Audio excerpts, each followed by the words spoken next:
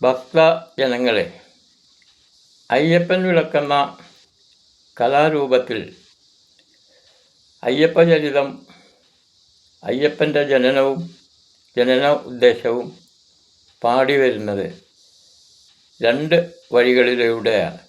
ശൂർപ്പകൻ കഥ എന്ന പേരിലും പാറാഴി മദനം എന്ന കഥാപേരിലുമാണ്. ഇതിൽ ശൂർപ്പകൻ കഥയാണ് വെള്ളുവനാടിൽ പ്രസിദ്ധം. അതുമായി ബന്ധപ്പെട്ട പാട്ടിൻ്റെ കഥയെ വളരെ ചുരുക്കി ഇവിടെ വിവരിക്കാൻ ഞാൻ ശ്രമിക്കുന്നുണ്ട്. പിഴവുകൾ വന്നാൽ സദയം സഹൃദയർ പൊറുക്കണമെന്ന അഭ്യർത്ഥനയോടുകൂടെ ഞാൻ ഇവിടെ ഈ കഥ ഭക്തജനങ്ങളുടെ അറിവിലേക്കായി പറഞ്ഞു വയ്ക്കട്ടെ. ദേവരും അസുരരും തമ്മിൽ നടന്ന യുദ്ധത്തിൽ ദേവന്മാർ തോൽക്കുകയും അസുരന്മാർ ജയിക്കുകയും അങ്ങനെ വന്നപ്പോൾ ദേവന്മാർ ബ്രഹ്മാവിനെ പോയി കാണുന്നു. ബ്രഹ്മാവ് ദേവന്മാരോട് പറയുന്നു, ശുക്രാചാര്യരുടെ കയ്യിൽ മൃതസഞ്ജീവിനി മന്ത്രം എന്നൊരു മന്ത്രമുണ്ടെന്നും അത് പഠിച്ച് വന്നാലല്ലാതെ അസുരന്മാരെ ജയിക്കാൻ കഴിയില്ലെന്നും ദേവന്മാരോട് പറഞ്ഞു. അങ്ങനെ ദേവന്മാരിൽ മുമ്പനായി നിൽക്കുന്ന കജൻ ശുക്രാചാര്യരുടെ അടുത്ത് ചെന്ന് ആശ്രമത്തിൽ താമസിച്ച് അവിടെ നിന്നും ഈ മന്ത്രം ശുക്രാചാര്യരിൽ നിന്നും കരസ്ഥമാക്കുന്നതിന് വേണ്ടി അവിടെ ആശ്രമത്തിൽ ശുക്രാചാര്യരെ പോയി കാണുന്നു. ശിഷ്യനാവാൻ വരുന്നവരുടെ ആവശ്യം ഒരിക്കലും ഒരു ഗുരുനാഥൻ തള്ളിക്കളയാറില്ല. അങ്ങനെ കജനെ ആശ്രമത്തിൽ ശിഷ്യനായി ശുക്രാചാര്യർ നിർത്തുന്നു.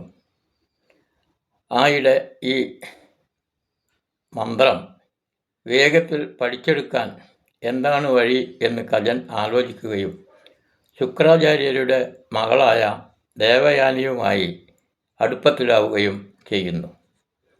അങ്ങനെ ദേവയാനിയുടെ ഇംഗിതവും ശുക്രാചാര്യരുടെ ആശ്രമത്തിൽ കഴിയുമ്പോൾ അദ്ദേഹത്തിൻ്റെ പ്രീതിയും കജനിൽ വളരെയേറെ അനുഭവപ്പെട്ടു. അങ്ങനെയിരിക്കെ അസുരന്മാർ കജൻ ആശ്രമത്തിൽ താമസിക്കുന്നതിൽ പ്രയാസപ്പെടുകയും അതിലെന്തോ ഒരു ചതിയുണ്ടെന്ന് അസുരന്മാർ മനസ്സിലാക്കുകയും അതിൻ്റെ അടിസ്ഥാനത്തിൽ കജനെ ഉപദ്രവിക്കാൻ തുടങ്ങി. കജനെ കൊല്ലാനുള്ള എല്ലാവിധ ഗൂഢതന്ത്രങ്ങളും അസുരന്മാർ മെനഞ്ഞു. അങ്ങനെ ഒരു നാൾ കൂടെ കളിക്കാനെന്ന രൂപേണ കൊണ്ടുപോയി വെട്ടിനുറുക്കി കജനെ ചെന്നായ്ക്കൾക്ക് ഇട്ടുകൊടുക്കുകയും ചെന്നായ്ക്കൾ ഈ കജൻ്റെ മാംസം മുഴുവൻ കഴിക്കുകയും ചെയ്തു.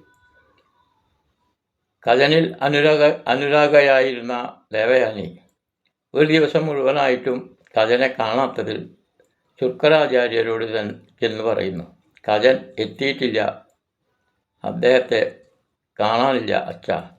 മകളുടെ വിഷമം കണ്ട ശുക്രാചാര്യർ മന്ത്രം ചൊല്ലി വിളിക്കുകയും അങ്ങനെ കജൻ അവിടെ പ്രത്യക്ഷപ്പെടുകയും ചെയ്തു. വീണ്ടും കജൻ ആശ്രമത്തിൽ സുഖമായി കഴിഞ്ഞു വന്നു.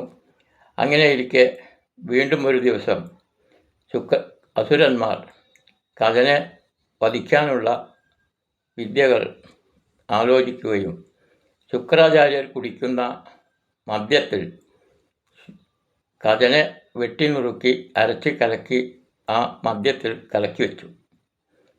ശുക്രാചാര്യർ സാധാരണ പോലെ ഇതൊന്നും അറിയാതെ മദ്യമെടുത്ത് കുടിക്കുകയും ചെയ്തു. അങ്ങനെ 2 നാൾ കഴിഞ്ഞപ്പോൾ കജനെ കാണാനില്ല. ദേവയാനിക്ക് വളരെയേറെ സങ്കടമായി. ദേവയാനി വീണ്ടും അച്ഛനോട് ചെന്ന് പറഞ്ഞു, കജനെ കാണാനൊന്നുമില്ല. സങ്കടം കണ്ട ശുക്രാചാര്യർ, എപ്പോഴും ഇങ്ങനെ ആയാൽ എന്താ ചെയ്യുക? എന്തായാലും മകളുടെ അഭ്യർത്ഥന മാനിച്ച് ശുക്രാചാര്യർ ഈ മന്ത്രം ചൊല്ലി വിളിച്ചപ്പോൾ ശുക്രാചാര്യരുടെ വയറ്റിൽ നിന്നാണ് കജൻ വിളിയേറ്റത്.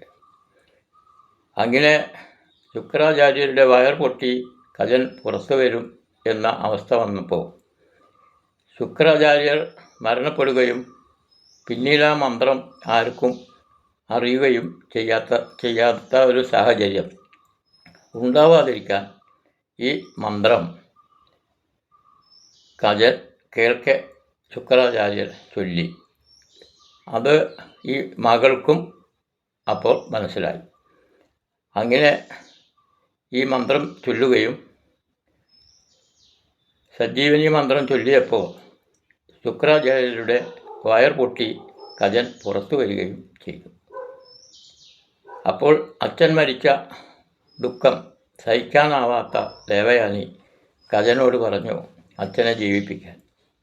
അങ്ങനെ ശുക്രാചാര്യരുടെ വയറ്റിൽ കിടന്നു കേട്ട ഈ മന്ത്രം കജൻ ചൊല്ലുകയും ശുക്രാചാര്യർ ജീവിക്കുകയും ചെയ്തു. ഈ സന്ദർഭത്തിൽ ദേവയാനിക്ക് വളരെ സന്തോഷമായി. ഏറെ നാൾ കഴിഞ്ഞപ്പോൾ മന്ത്രം കൈക്കലാക്കിയ കജൻ ദേവലോകത്തേക്ക് പോകാൻ പുറപ്പെടുന്നു. അപ്പോൾ ദേവയാനി വളരെ സങ്കടത്തോടുകൂടെ കജനെ തടയുകയും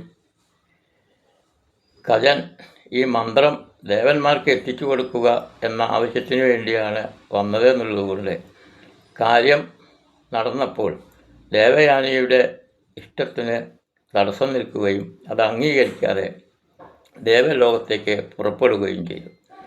ഈ സന്ദർഭത്തിൽ ദേവയാനി കജനെ ശപിച്ചു. ഈ കിട്ടിയ മന്ത്രം നിനക്ക് ഉപകരിക്കാതിരിക്കട്ടെ എന്ന് കജനെ ദേവയാനി ശപിക്കുകയും കജൻ ആ സമയത്ത് ദേവയാനിയെയും ശപിച്ചു. നീ അസുര സ്ത്രീയായി ഭൂമി ലോകത്ത് പോയി വസിക്കാൻ ഇടവരട്ടെ എന്ന് കജൻ ദേവയാനിയെയും ശപിച്ചു. ശേഷം അടുത്ത ഭാഗം.